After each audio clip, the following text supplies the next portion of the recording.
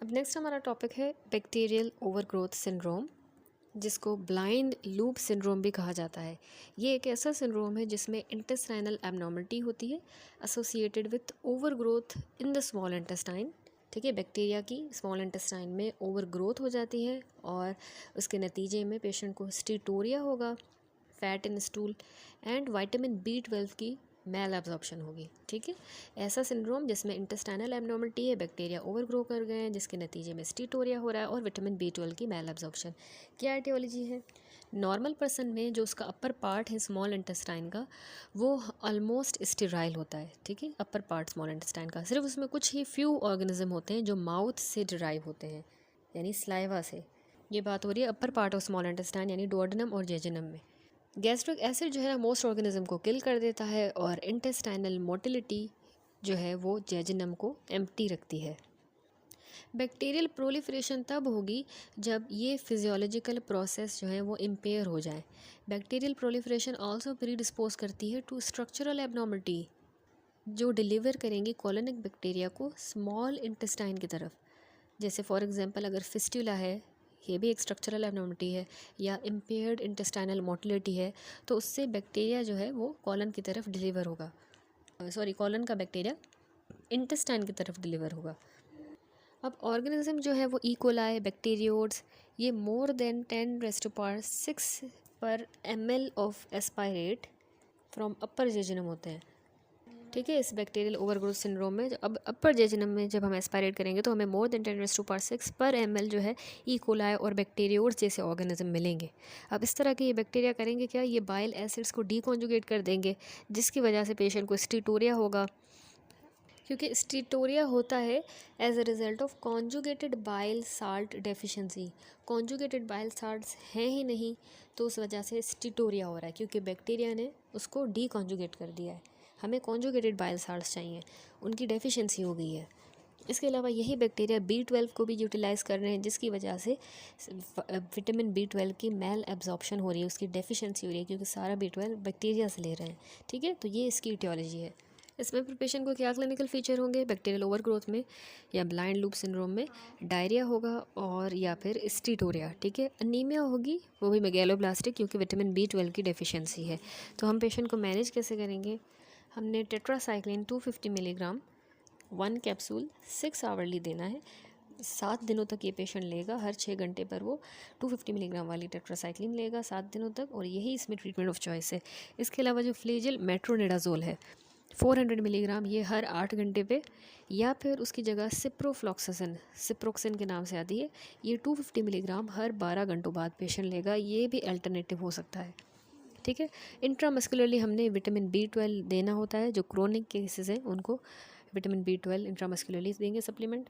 इसके अलावा भी वो पेशेंट जिनको मोटिलिटी डिसऑर्डर होता है, जैसे डायबिटीज़ और सिस्टमिक स्क्लेरोसिस, तो वो एंटी डायरियल ड्रग से भी फ़ायदा ले सकते हैं, जैसे डायफेनॉक्सिलेट या फिर लोपेरामाइड ओरली हम उसको दे सकते हैं। ठीक है, तो मेनली ट्रीटमेंट में हमारा फर्स्ट लाइन ट्रीटमेंट जो है ब्रॉड स्पेक्ट्रम एंटीबायोटिक का ही कोर्स होता है, जो मैंने आपको एक्सप्लेन की, मेट्रोनिडाजोल, सिप्रोफ्लॉक्सासिन या एमॉक्सिसिलिन भी दे सकते हैं। एज वेल एज याद रखिए रिफाक्सिमिन जो कि गट से अब्जॉर्ब नहीं होती जब हम उसको ओरल एडमिनिस्टर करते हैं, ये एक अच्छी ड्रग है, तो ये बैक्टीरिया को जो है किल करेगी, लेकिन गट से अब्जॉर्ब नहीं होगी, हमें जो है अफेक्ट नहीं करेगी। कुछ पेशेंट का ये ट्रीटमेंट 4 हफ्तों तक चलता है इस बैक्टीरियल ओवरग्रोथ सिंड्रोम में, और किसी को continuous rotating course of antibiotic ज़रूरी करने होते हैं, और आपने risk of emerging antimicrobial resistance पर भी जो है उसको भी आपने कंसीडर करना है। उसके बाद अगला छोटा सा टॉपिक है इंटेस्टाइनल रिसेक्शन। वो था bacterial overgrowth, blind loop syndrome. अब इंटेस्टाइनल रिसेक्शन यानी शॉर्ट गट सिंड्रोम। इसमें क्या होता है, स्मॉल इंटेस्टाइन की रिसेक्शन कभी कभार एक्सटेंसिव अगर हो जाए तो उससे, जैसे हमें क्रोहन डिजीज़ में एक्सटेंसिव स्मॉल इंटेस्टाइन रिसेक्शन करनी पड़ती है, और जब वास्कुलर इंसफिशिएंसी जैसी कंडीशंस हों कभी पेशेंट को, जैसे जब गैंग्रीन डेवलप कर जाए, तो उसमें भी हमने वो गैंग्रीनस हिस्सा पूरा काट देना होता है। तो एक्सटेंसिव स्मॉल इंटेस्टाइन की रिसेक्शन में उसका जो कॉन्सिक्वेंस होता है वो डिपेंड करता है एक्सटेंट पे और साइट ऑफ रिसेक्शन क्या है जो आपने निकाल दिए, काट दिए, कितने एक्सटेंट है, कितने एक्सटेंट की और कौन सी साइट। तो 30 से 50% रिसेक्शन जो है वो टॉलरेट की जा सकती है विदाउट अनड्यू प्रॉब्लम। हम क्यों जो है, अच्छा उसके बाद ये जो छोटा टेबल बना हुआ है जिसमें शॉर्ट गट सिंड्रोम के कॉजेज़ गिवन है। एडल्ट्स में जो है शॉर्ट गट सिंड्रोम जिसमें हम रिसेक्शन करते हैं तो क्यों होता है, जब क्रोहन डिजीज़ में मेजेंट्रिक इन्फाक्शन होती है तो हम कट करते हैं, रिसेक्ट करते हैं इंटेस्टाइनल सेगमेंट, तो उससे शॉर्ट गट सिंड्रोम होता है। रेडिएशन इंटराइटिस में भी, ठीक है, जिसकी एब्डोमिनल या पेल्विक मैलिग्नेंसी के लिए रेडियोथेरेपी हो रही होती है ना, तो उनको भी जो है उनके विलाय जो है उनमें एडिमा, क्रिप्ट एब्सेस फॉर्मेशन, ये साइड इफ़ेक्ट्स हो जाते हैं, तो उनकी भी हमने फिर रिसेक्शन करनी होती है, तो उनको शॉर्ट गट सिंड्रोम हो सकता है। इसके अलावा वॉल्वुलस, ये भी एडल्ट्स में शॉर्ट गट सिंड्रोम का कॉज बनता है। चिल्ड्रन में अगर उनको नेक्रोटाइजर इंटेरोकोलाइटिस हो या कंजेनिटल एनॉमली हो, ठीक है, तो उसमें हम रिसेक्ट करेंगे तो शॉर्ट गट सिंड्रोम चिल्ड्रन में हो सकता है। अब साइट ऑफ रिसेक्शन देखें, इलियम जो है उसमें स्पेसिफिक रिसेप्टर्स होते हैं बाइल साल्ट की और विटामिन B12 की अब्जॉर्प्शन के लिए, ठीक है, जो स्मॉल इंटेस्टाइन का टर्मिनल पार्ट है इलियम, वहाँ पे तो उसकी अगर रिसेक्शन करेंगे तो पेशेंट को इन चीज़ों की मैल एब्जॉर्प्शन हो जाएगी और उसके नतीजे में डायरिया होगा। डायरिया क्यों हो रहा है? क्योंकि बाइल साल्ट्स अब्जॉर्ब नहीं हो पा रहे, तो वो कॉलन में चले जाएंगे, आगे चले जाएंगे, क्योंकि वो इलियम से अब्जॉर्ब होते हैं ना, तो आगे कॉलन में जाएंगे तो वहाँ वाटर और इलेक्ट्रोलाइट की अब्जॉर्प्शन से इंटरफेयर करेंगे और पेशेंट को डायरिया होगा। इसी तरह स्टीटोरिया हो गया, इलियम रिसेक्ट किया तो स्टीटोरिया क्यों हुआ? बाइल साल्ट्स जो हैं वो अपर स्मॉल इंटेस्टाइन में डेफिशिएंट थे, ठीक है, क्योंकि उनका इंटेरोहेपेटिक सर्कुलेशन होती है ना, तो वो रीअब्जॉर्ब हो ही नहीं रहे, तो वो स्टूल में डेफिशिएंट थे, उनका लॉस हो रहा है, स्टूल में वो लॉस हो रहे हैं, तो वो अपर स्मॉल इंटेस्टाइन में थोड़े थे, डेफिशिएंट थे, तो उस वजह से फ़ैट की मैल एब्जॉर्प्शन होगी और फैटी डायरिया होगा, यानी स्टीटोरिया होगा। तीसरा गाल स्टोन, सुपर सेचुरेटेड बाइल होगा, क्योंकि बाइल एसिड पूल जो है वो डिमिनिश हो गया है, क्योंकि वो लॉस हो रहा है ना स्टूल में, तो वो डिमिनिश हो गया, जिसकी वजह से सुपर सेचुरेटेड बाइल हुआ है, उससे गाल स्टोन फॉर्मेशन होगी।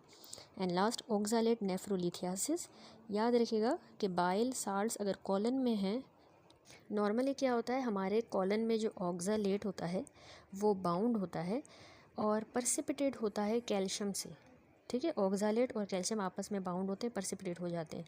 लेकिन अगर कॉलन में बाइल आ गया है, अब बाइल क्या करेगा, उस कैल्शियम के साथ बाइंड कर जाएगा, जबकि कैल्शियम को तो ऑक्सालेट से होना था, तो बाइल जाके कैल्शियम से बाइंड होगा और ऑक्सालेट को छोड़ देगा कि ऑक्सालेट अब्जॉर्ब हो जाए, परसिपिटेशन नहीं होने देगा, ऑक्सालेट बॉडी में दोबारा रीअब्जॉर्ब हो गया। अब ऑक्सालेट अब्जॉर्ब होगा तो जाके वो यूरिन में यूरिनरी ऑक्सालेट कैलकुलाई करवा देता है, ठीक है। तो वैसे ये बाइल एसिड डायरिया एक अलग टॉपिक भी है, लेकिन यहाँ पर इसने थोड़ा सा डिस्कस कर दिया, क्योंकि जाहिर सी बात है शॉर्ट गट सिंड्रोम में अगर हमने इलियम निकाल दिए तो बाइल डायरिया होगा ना, बाइल एसिड डायरिया, तो उसमें ये सारी मैनिफेस्टेशंस होंगी, ठीक है। थोड़ा सा मैं अगर आपको साइड में बाइल एसिड डायरिया का बता दूं, तो फिर अगर इस तरह का बाइल एसिड डायरिया होता है ना, अर्जेंट वाटरी डायरिया या माइल्ड स्टीटोरिया के साथ पेशेंट आते हैं, तो हम उनकी कंट्रास्ट स्टडीज़ करवाते हैं और B12 का टेस्ट करवाएंगे और बाइल एसिड की अब्जॉर्प्शन, जैसे हम करवाते हैं सी कैट टेस्ट होता है, एक सी कैट टेस्ट होता है जिसमें यानी कैप्सूल होता है जिसमें रेडियो एक्टिव ट्रेसर है 75 सेलेनियम होमोटोरोकोलिक एसिड, ये पेशेंट को हम स्वेलो करवाते हैं, फिर उसमें जो गामा कैमरा है उसके ज़रिए हम बॉडी को स्कैन करेंगे 2 टाइम पॉइंट्स पे, यानी स्वेलो करने के 3 घंटे के बाद जो हमने बेसलाइन स्कैन किया, फिर हम अगेन 7 दिनों के बाद करवाएंगे, तो फिर उसमें अमाउंट ऑफ रेडियो एक्टिविटी जो बॉडी में रहेगी रिमेनिंग होगी 7 डे पे, उसको हमने बेसलाइन स्कैन से फिर कंपेयर करना होता है, ठीक है। और ये बाइल एसिड डायरिया या बाइल एसिड मैल एब्जॉर्प्शन में हम ये करते हैं, severity of bile acid malabsorption पता चलती है और इलियल फंक्शन भी असेस होता है, इन्फ्लेमेटरी बाउल डिजीज़ वगैरह। इसके अलावा अगर एक और टेस्ट है जिसमें हम 7 अल्फा हाइड्रोक्सी कोलेस्टिनोन, ये जो है अगर हमें सीरम में एलिवेटेड मिलता है, ये भी एक नॉन इन्वेजिव मार्कर है बाइल एसिड डायरिया का। अच्छा, इस तरह का ये जो बाइल एसिड डायरिया होता है ना, उसको फिर हम अगर बाइल एसिड सीक्वेस्ट्रेंट्स दें, ड्रग्स जैसे कोलेस्टायरमीन या कोलेसिविलाम, तो ये इफ़ेक्टिव होती हैं, क्योंकि ये बाइंड करेंगे बाइल साल्ट से इंटेस्टाइनल लूमेन में जाके, और बाइल एसिड सीक्वेस्ट्रेंट्स जो हैं इनको हम डायग्नोस्टिक ट्रायल में भी यूज़ कर सकते हैं। वैसे ये इसमें इफेक्टिव है, ठीक है, वो उनसे बाइंड कर जाएंगे और डायरिया जो है पेशेंट का सही हो जाएगा। तो अब वापस हम टॉपिक पे आते हैं कि इंटेस्टाइनल रिसेक्शन में हमने कहा कि इलियल हमने रिसेक्शन की तो उसमें पेशेंट को इस तरह डायरिया हो रहा है, बाइल एसिड डायरिया हो रहा है। अब ऐसे पेशेंट को आप कैसे मैनेज करोगे?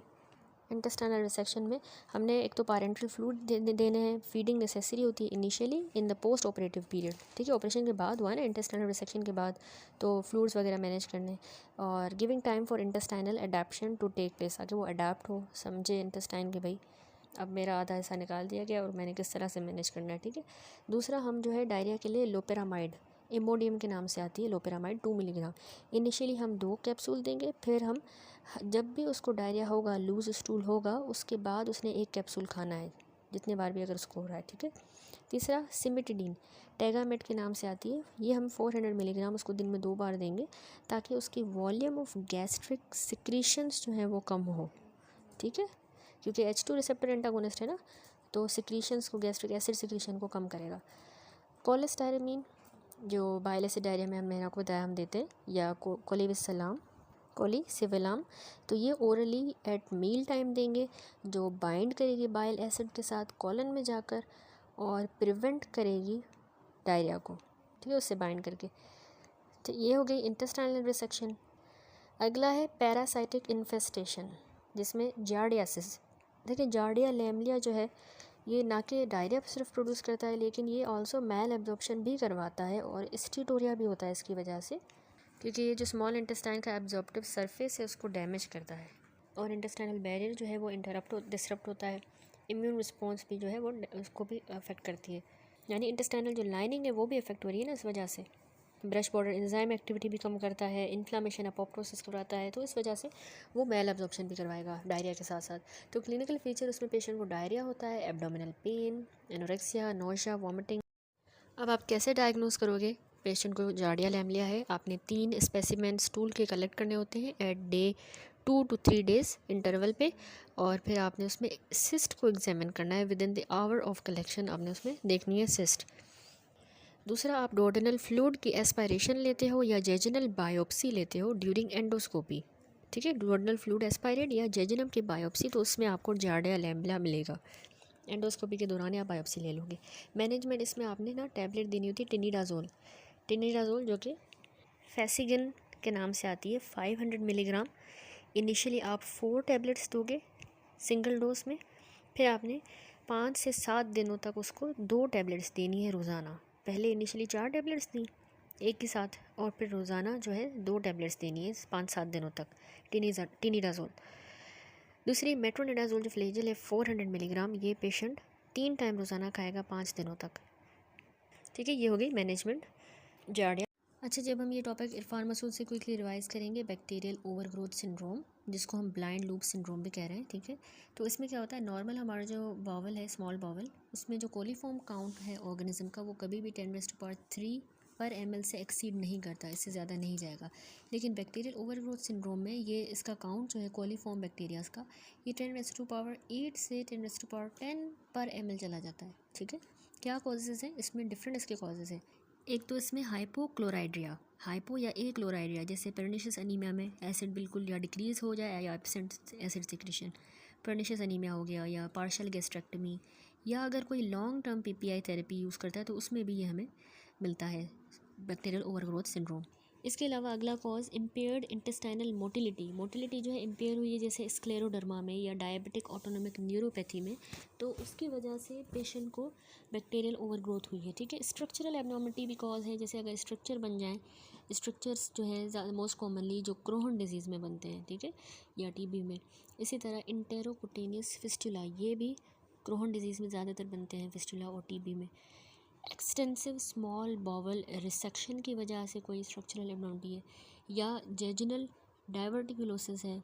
इसी तरह अगर कोई गैस्ट्रिक सर्जरी हुई है, जैसे हमने पढ़ा ब्लाइंड लूप बन जाए आफ्टर बिलरोथ टाइप 2 ऑपरेशन, जो मैंने आपको पूरा एक्सप्लेन किया था, जिसमें हम जो रिमेनिंग पार्ट था स्टमक का उसको डायरेक्टली जेजिनम से कनेक्ट कर रहे थे, तो ऐसी स्ट्रक्चरल एबनॉर्मलिटी में भी बैक्टीरियल ओवरग्रोथ होती है। इसी तरह एक और भी कॉज है जिसमें नहीं मेंशन, वो है इम्पेयर्ड इम्यून फंक्शन, लाइक अगर पेशेंट को हाइपोगामा ग्लोबिनीमिया है तो उसमें भी बैक्टीरियल ओवरग्रोथ होती है, ठीक है। तो अब इसके कुछ क्लिनिकल फीचर्स हैं, यानी पेशेंट को इस बैक्टीरियल ओवरग्रोथ में वाटरी डायरिया होगा और स्टीटोरिया होगा, और इसमें अनीमिया होगी क्योंकि न्यूट्रिएंट्स भी अब्जॉर्ब नहीं हो रहे, स्पेशली जो विटामिन B12 है उसकी डेफिशिएंसी हो रही है, बैक्टीरिया उसको यूटिलाइज़ कर रहा है। सीरम फॉलेट लेवल आपको नॉर्मल मिलेंगे या एलिवेटेड मिलेंगे क्योंकि बैक्टीरिया खुद जो है ना फॉलिक एसिड प्रोड्यूस करता है, ठीक है, जबकि B12 डेफिशिएंट होगा। तो आप इसमें कैसे डायग्नोज करोगे? आप बैरियम फॉलो थ्रू करवाओगे, इसमें भी जो भी अगर स्ट्रक्चरल एबनॉर्मलिटी है या कोई भी डिजीज़ है जो आपको नज़र आएगी, बैरियम स्टडीज़ ही होती हैं ये, ठीक है। और इसके अलावा एंडोस्कोपिक स्मॉल बाउल बायोप्सी की जाती है। ग्लूकोज हाइड्रोजन ब्रेथ टेस्ट किया जाएगा, जिसमें अगर बैक्टीरिया होगा तो पेशेंट के ब्रेथ में हाइड्रोजन ज़्यादा मिलेगी। और carbon 14 glycolic acid breath test भी होता है, जिसमें बैक्टीरिया जो है कार्बन 14 ब्रेथ में हमें ज़्यादा मिलेगा। मेन इसमें जो गोल्ड स्टैंडर्ड होता है वो हमने कल्चर ही करना होता है। हमने जो एंडोस्कोपी की तो उसमें हम स्मॉल बाउल का एस्पायरेट लेंगे और उसको कल्चर करेंगे, और वही जो है इसमें बैक्टीरियल ओवरग्रोथ सिंड्रोम में गोल्ड स्टैंडर्ड होता है डायग्नोसिस के लिए। हाउएवर टाइम कंज्यूमिंग भी है, इन्वेजिव एक्सपेंसिव भी है, लेकिन फिर भी यही है, इफेक्टिव है। बाकी नॉन इन्वेजिव में हम ये हाइड्रोजन ब्रेथ टेस्ट करते हैं, ठीक है, लेकिन इसकी सेंसिटिविटी नहीं है। और 75 ग्राम ग्लूकोज या 10 ग्राम लैक्टुलोज खिला के फिर हमने ब्रेथ टेस्ट चेक करना होता है।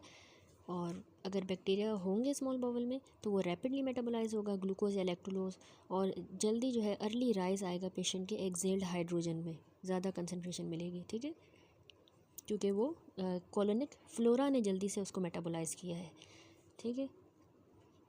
ट्रीटमेंट क्या करना है? हमने अंडरलाइन कॉज को ट्रीट करना है इसमें, और मैंने आपको बताया कि हम जो है, वैसे तो ब्रॉड स्पेक्ट्रम एंटीबायोटिक हमारा फर्स्ट लाइन ट्रीटमेंट होता है, तो रिफॉक्सिमिन भी हम दे रहे थे। तो यहाँ पर भी यही कह रहा है कि टेट्रासाइक्लिन 250 मिलीग्राम हर 6 घंटे बाद 7 दिनों तक पेशेंट खाएगा, या अल्टरनेटिव में हम मेट्रोनिडाजोल, सिप्रोफ्लॉक्सासिन या इवन एमोक्सिसिलिन भी दे सकते हैं। अच्छा, मेल एब्जॉर्प्शन से एक और टॉपिक रिलेटेड जो रह गया है वो है लैक्टोज इंटॉलरेंस।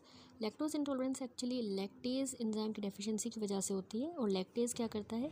लैक्टोज को ग्लूकोज में कन्वर्ट करता है या गैलेक्टोज में। तो इसके ना होने की वजह से लैक्टोज ग्लूकोज या गैलेक्टोज में कन्वर्ट ही नहीं होगा, ठीक है। लैक्टेज हमारे ब्रश बॉर्डर एंजाइम होता है जो विलस एब्जॉर्प्टिव एपिथेलियल सेल्स पर होता है, ठीक है, उसके वहाँ पर ये होता है, ब्रश बॉर्डर एंजाइम है। तो इसकी एटियोलॉजी प्राइमरी जो लैक्टोज इंटॉलरेंस है वो जेनेटिक ही पेशेंट को डेफिशिएंसी होती है इस एंजाइम की। सेकेंडरी लैक्टोज इंटॉलरेंस में जो जेजिनल म्यूकोजा है वो डैमेज हुआ है, या तो सीलियक डिजीज़ की वजह से, वायरल गैस्ट्रोएंटेराइटिस की वजह से वो म्यूकोजा डैमेज हुआ है, तो अगर लैक्टेज डेफिशिएंट हुआ तो वो सेकेंडरी लैक्टोज इंटॉलरेंस होगी। बाय बर्थ जेनेटिक है तो वो प्राइमरी। तो फीचर क्या होंगे? पेशेंट को क्रोनिक डायरिया होता है विथ इंक्रीज्ड ऑस्मोटिक गैप।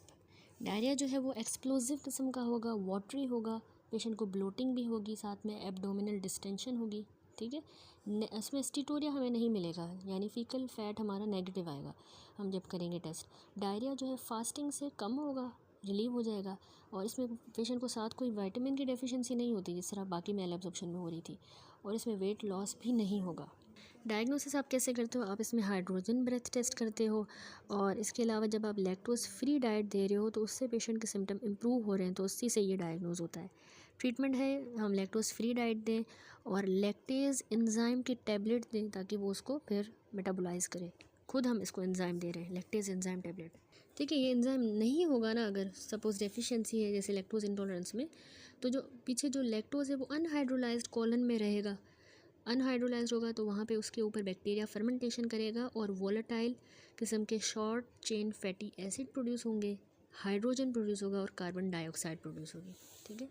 ज़्यादातर तो वैसे एसिम्प्टोमेटिक होती है काफ़ी पेशेंट्स में इसकी डेफिशिएंसी, लेकिन किसी को कॉलिक की पेन, एब्डोमिनल डिस्टेंशन, फ्लैटस ज़्यादा होगा, बोरबोरगाइमी, ठीक है, जो साउंड्स प्रोड्यूस होती हैं स्टमक से, और डायरिया होगा जैसे वो मिल्क या मिल्क के प्रोडक्ट्स यूज़ करेंगे। इरिटेबल बाउल सिंड्रोम सस्पेक्ट हो सकता है, लेकिन ये करेक्ट डायग्नोसिस नहीं है, तो मेनली हमने ये लैक्टोज हाइड्रोजन ब्रेथ टेस्ट करना होता है, यही इसमें यूज़फुल नॉन इन्वेजिव इन्वेस्टिगेशन है। डाइट में बस एक्सक्लूड करना होता है लैक्टोज, और स्मॉल अमाउंट ऑफ मिल्क ये लोग सफ़र कर सकते हैं, टॉलरेट कर सकते हैं। तकरीबन 250 ml मिल्क या 12 ग्राम लैक्टोज जो है वो ले सकते हैं बिना सिम्टम्स के। बाकी कमर्शियल जो लैक्टेज की प्रिपरेशंस आती हैं वो मिल्क में यूज़ कर सकते हैं, इफ़ेक्टिव होगा, लेकिन वो कॉस्टली है, ठीक हो गया। उसके बाद एक और है ए बीटा लाइपोप्रोटीनीमिया। ये एक रेयर ऑटोजोमल रिसेसिव डिसऑर्डर होता है, ठीक है, जो कि ए एपोलाइपोप्रोटीन बी की डेफिशिएंसी की वजह से होता है, ठीक है। एपोलाइपोप्रोटीन बी नहीं होगा जिसके नतीजे में काइलोमाइक्रोन्स की फॉर्मेशन ही नहीं होगी, तो उसके नतीजे में क्या होगा, फ़ैट की मेल एब्जॉर्प्शन होगी और फैट सोल्यूबल वाइटामिन्स की भी जो है याद रखिएगा डेफिशिएंसी होगी, ठीक है। Fat malabsorption, fat soluble vitamins की डेफिशिएंसी, इससे हम डायग्नोस करेंगे। और सीरम में कोलेस्ट्रॉल लो मिलेगा, ट्राइग्लाइसराइड्स भी लो होंगे, ठीक है। जब हम जेजुनल बायोप्सी करेंगे तो उसमें हमें इंटेरोसाइड्स नज़र आएंगे जो कि डिस्टेंडेड होंगे with resynthesised triglyceride and normal villus morphology. Villus की मॉर्फोलॉजी बिल्कुल सही है, एट्रोफी वगैरह नहीं है, बस जो इसमें इंटेरोसाइड्स हैं वो रीसिंथेसाइज्ड ट्राइग्लाइसराइड से डिस्टेंडेड होंगे, क्योंकि उसमें वो अब्जॉर्ब नहीं हो रहे तो वहीं पर वो रीसिंथेसाइज हुए। तो सीरम का कोलेस्ट्रॉल और ट्राइग्लाइसराइड मैंने आपको बताया लो होगा। इसके अलावा और भी इसमें बहुत सी जो है होती है मैनिफेस्टेशंस जो हैं, जैसे कि एक्केंथोसिस निग्रिकेंस या retinitis pigmentosa, progressive neurological disorder होता है जैसे कि सेरिबेलर या डोर्सल कॉलम के साइंस, ठीक है, इसमें क्योंकि फैट्स अब्जॉर्ब नहीं हो रहे। तो इसके अलावा सिम्टम्स जो है, अगर पेशेंट लो फैट वाली डाइट लेगा तो उसके सिम्टम इम्प्रूव होंगे और मीडियम चेन ट्राइग्लाइसराइड ले सकता है। इसके अलावा विटामिन ए डी ई के की हमने उसको सप्लीमेंट्स देनी है, ठीक है। तो मेनली ऑटोसोमल रिसेसिव डिसऑर्डर है जिसमें एपोलाइपोप्रोटीन बी की डेफिशिएंसी है, काइलोमाइक्रोन नहीं बन रहे तो फैट्स अब्जॉर्ब नहीं हो रहे। That's it. एक और ये छोटा सा टॉपिक है जो कि इंटेस्टाइन, स्मॉल इंटेस्टाइन से ये रिलेटेड है, मेल एब्जॉर्प्शन से, तो वो है रेडिएशन एंटेरोपैथी। देखिए इंटेस्टाइन जो लोगों की एब्डोमिनल या पेल्विक मैलिग्नेंसी के लिए जो रेडियोथेरेपी करवा रहे होते हैं तो उनकी भी इंटेस्टाइन डैमेज होती है, ठीक है। तो उसमें पैथोफिजियोलॉजी यही है कि rectum, sigmoid colon, terminal ileum, ये ज़्यादातर इसमें डैमेज होते हैं। उसमें एक्यूट इन्फ्लामेशन होती है, विलाई शॉर्ट हो जाते हैं, एडिमा होता है, क्रिप्ट एप्सिस फॉर्मेशन होती है, ठीक है। वैसे तो ये कम्प्लीटली रिजॉल्व हो जाता है, लेकिन कुछ पेशेंट्स को ओब्लिटरेटिव एंड आर्ट्राइटिस होती है और उनकी एंडोथीलियम, सब म्यूकोजल आर्टेरियोज अफेक्ट हो जाते हैं 2 से 12 महीनों में। लॉन्ग टर्म केस में फाइब्रोटिक रिएक्शन हो सकता है, एडिरोसिस, अल्सरेशन, स्ट्रक्चर, ऑब्स्ट्रक्शन, फिस्टुला, ये सारा रेडिएशन की वजह से हो रहा है। तो इसमें भी पेशेंट को वही nausea, vomiting, cramping, abdominal pain, diarrhoea, ठीक है, ये होते हैं सिम्टम्स। रेक्टम और कॉलम इन्वॉल्व होंगे तो रेक्टल म्यूकस ब्लीडिंग, टिनेस्मस, ये होगा। क्रोनिक फेज़ में जो है 3 महीने या उससे बाद अगर होगा तो उसमें मोर प्रॉब्लम्स होंगी, जैसे क्रोनिक में प्रोक्टोकोलाइटिस, ब्लीडिंग फ्रॉम टेलेंजेक्टेसिया, स्मॉल बवल स्ट्रक्चर्स बनेंगे। फिस्टुला में रेक्टोवेजाइनल, कोलोविजाइकल, इंटेरोकोलिक फिस्टुला, ठीक है, ये सब रेडिएशन से हुआ है। अडेशंस बनेंगी। मेल एब्जॉर्प्शन हो सकती है ड्यू टू बैक्टीरियल ओवरग्रोथ या बाइल एसिड डायरिया, क्योंकि इलियम डैमेज हुआ है तो वही बाइल एसिड का डायरिया होगा। तो ऐसे पेशेंट्स में आप कैसे इन्वेस्टिगेशन करवाओगे, डायग्नोस कैसे करोगे? अक्यूट फेज़ में जब आपको ना सिग्मोइडोस्कोपी आप करोगे ना तो आपको रेक्टल चेंजेस नज़र आएंगे, यानी उसमें आपको अल्सरेटिव प्रोक्टाइटिस मिल सकता है। एक्सटेंट ऑफ लेजन कितना है वो आप कोलोनोस्कोपी से आपको पता चलेगा। आप इसके अलावा बैरियम फॉलो थ्रू भी कर सकते हो या MRI इंटेरोग्राफी, ये भी डायग्नोस्टिक है, ठीक है, बाउल स्ट्रक्चर्स के लिए, अल्सर, फिस्टुला। मैनेजमेंट इंपॉर्टेंट है, तो इस तरह के रेडिएशन इंटेरोपैथी में हमने डायरिया जो है उसको आपने कोडेन फॉस्फेट से ट्रीट करना है अक्यूट फेज़ में। कोडेन फॉस्फेट या डायफिन ऑक्सीलेट या लोपेरामाइड, ठीक है। और बैक्टीरियल अगर कोलोनाइजेशन है तो उसके लिए एंटीबायोटिक देंगे। न्यूट्रिशनल सप्लीमेंट्स भी ज़रूरी होती है मेल एब्जॉर्प्शन अगर है, और बाइल एसिड डायरिया है तो वही कोलेस्टायरामीन या कोलेसिविलाम, ठीक है। रेडिएशन इंटेरोपैथी जो है ना उसमें अंडरलाइंग पैथोफिजियोलॉजी टिश्यू इस्कीमिया है रादर देन इन्फ्लामेशन, ये याद रखिए, इस्कीमिया हो रही है, ठीक है। तो आप ग्लूकोकॉर्टिकॉइड इनीमास जो है इसमें नहीं दे सकते, वो इफ़ेक्टिव नहीं है क्योंकि इन्फ्लामेशन तो है ही नहीं, इस्कीमिया मेन मसला है, ठीक है। तो ट्रीटमेंट पे आप सकरल्फेट इनीमा दे सकते हो, हाइपरबैरिक ऑक्सीजन, ठीक है, हाइपरबैरिक ऑक्सीजन भी दे सकते हैं।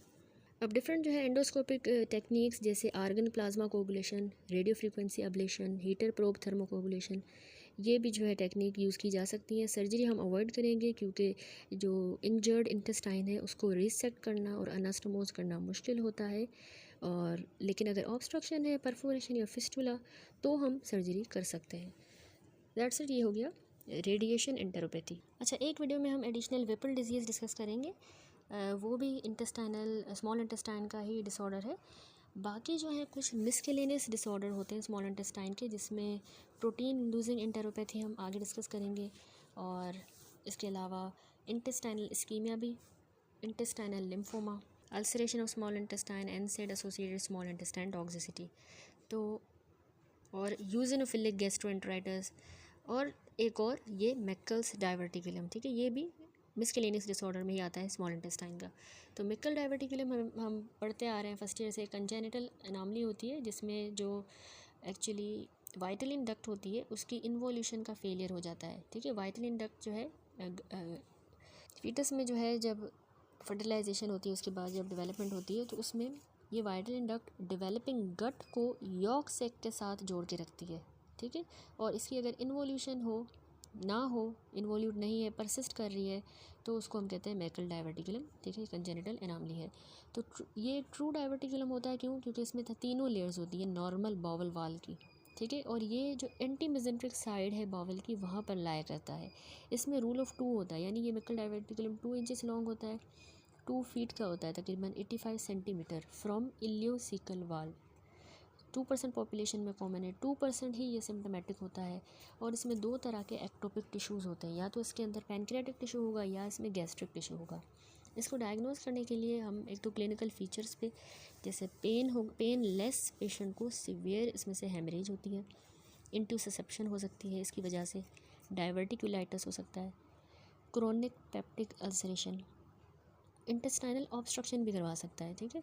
तो मैनेज हम इसको ऐसे करते हैं कि टेक्नीटियम 99 पर टेक्नेटेट स्कैन जो है इसमें इन्वेस्टिगेशन ऑफ चॉइस है, बहुत इंपॉर्टेंट है, ठीक है। टेक्नीटियम 99 पर टेक्नेटेट, इसको बस हमने सर्जिकल इस डाइवर्टिकुलम को एक्सरसाइज करना होता है, वही इसमें ट्रीटमेंट ऑफ चॉइस है, ठीक है। इसमें से जो ब्लीडिंग हो रही है वो पेशेंट को रिकरेंट मेलेना की तरह या एल्टर्ड ब्लड पर रेक्टम की तरह प्रेजेंट कर सकती है, और गामा कैमरा के ज़रिए हम डायग्नोज करेंगे। आईवी में पेशेंट को ये टेक्नीटियम 99 पर टेक्नेटेट देंगे, और अगर इसमें गैस्ट्रिक टिश्यू होगा तो ये टेक्नीटियम जो है ना इसके एक्टोपिक पेराइटल सेल्स में जाके कंसंट्रेट होगा, फिर हम इसको गामा कैमरा से देखेंगे, नज़र आ जाएगा। That's it. वैसे इसमें इंटरवेंशन हमने नहीं करनी होती जब तक अगर कॉम्प्लिकेशंस नहीं हो जाती, ठीक है, तो इंटरवेंशन अननेसेसरी।